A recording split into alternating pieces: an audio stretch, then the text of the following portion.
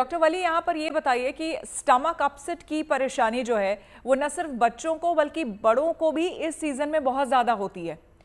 ऐसे में न सिर्फ बाहर का खाना, कई बार ऐसा होता है कि घर में ही आप खाना खा रहे हैं लेकिन स्टिल आपका जो गट है, क्योंकि आजकल गट हेल्थ को लेकर भी लोग जागरूक तो हो रहे हैं लेकिन समझ नहीं रहे हैं कि इतनी समस्या हो क्यों गई है गट को लेकर के, उसके बारे में क्या बताएं? अलग अलग तरीके के खाने एक साथ नहीं खाने चाहिए। हम लोग पहले सादा खाने की बात करते थे। सादा खाने का मतलब होता है दाल रोटी चावल। आपने थाली की बात की, बहुत अच्छा लगा कि उस थाली में एक बैलेंस डाइट होती थी। उसमें अनाप शनाप चटपटी चीज या और कोई चीज नहीं होती थी, उसमें दही जरूर होती थी। तो गट हेल्थ क्रूड अंडरस्टैंडिंग के लिए दही उसके लिए सबसे अच्छा हेल्दी सब्स्टिट्यूट है। दही बहुत सी शक्लों में हम खा सकते हैं। लस्सी है, नमकीन लस्सी है, दही है, रायता बताया अभी गीतिका ने। तो ये हम सब चीजें अपने डाइट में एसेंशियली रखें। फ्रूट्स को रखें। Fruits also give positive bacteria.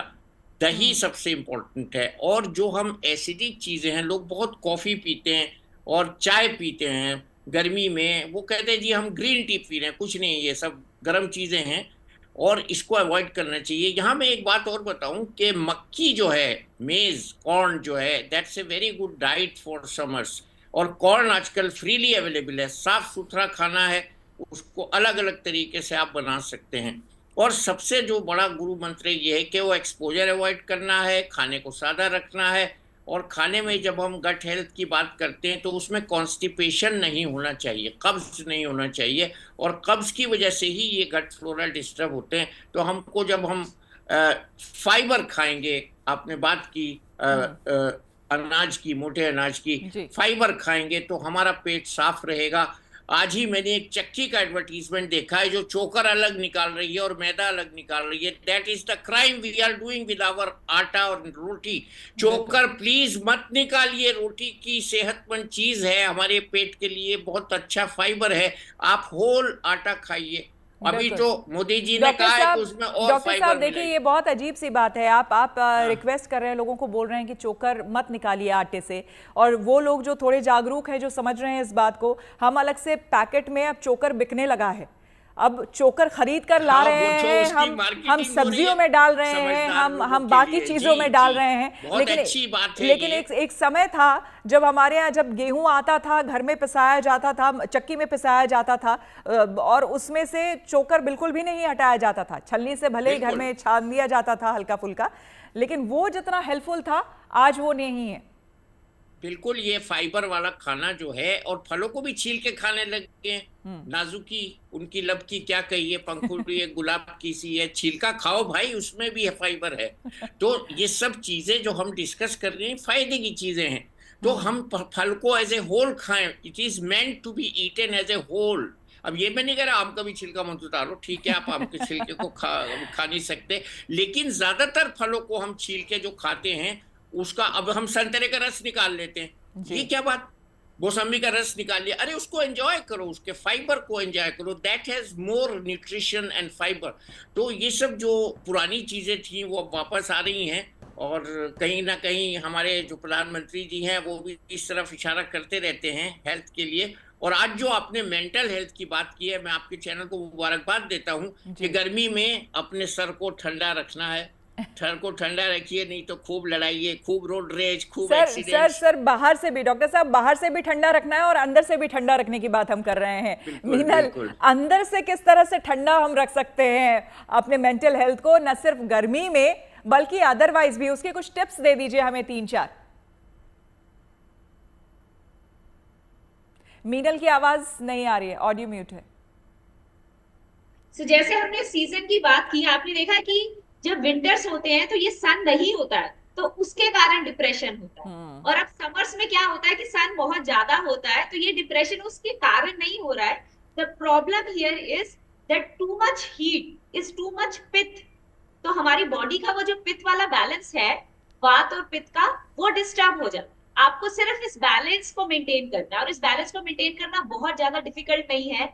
बहुत तला भुना, नमकीन, मसालेदार खाना मत खाइए, लाइट खाना खाइए, फ्रूट्स, वेजिटेबल्स जिनमें खुद ही 70% वाटर होता है, वैसी चीजें खाइए।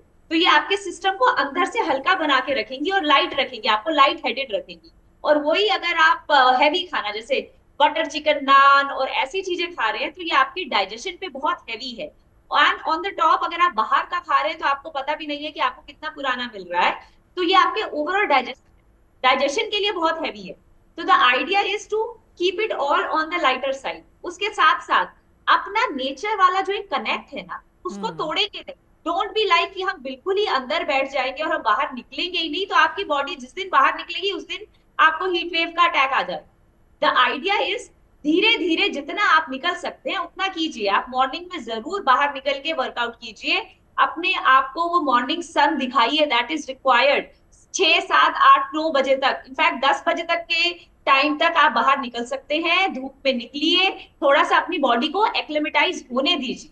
अच्छा मीनल, बार बार इन सारी चीज़ों के बीच में ये कहा जाता है कि नींद बहुत ज़रूरी है। सारी चीज़ें आप करते रहिए लेकिन अगर आप नींद आपकी सही नहीं है तो सब कुछ डिस्टर्ब्ड हो जाएगा, अपना ढंग से आपका खाना पचेगा ना, आपको लगेगा और आप फिट एंड हेल्दी फील नहीं करेंगे। तो ये बताइए कि बड़ों के लिए और बच्चों के लिए कितनी नींद जो है वो पर्याप्त नींद कही जाएगी?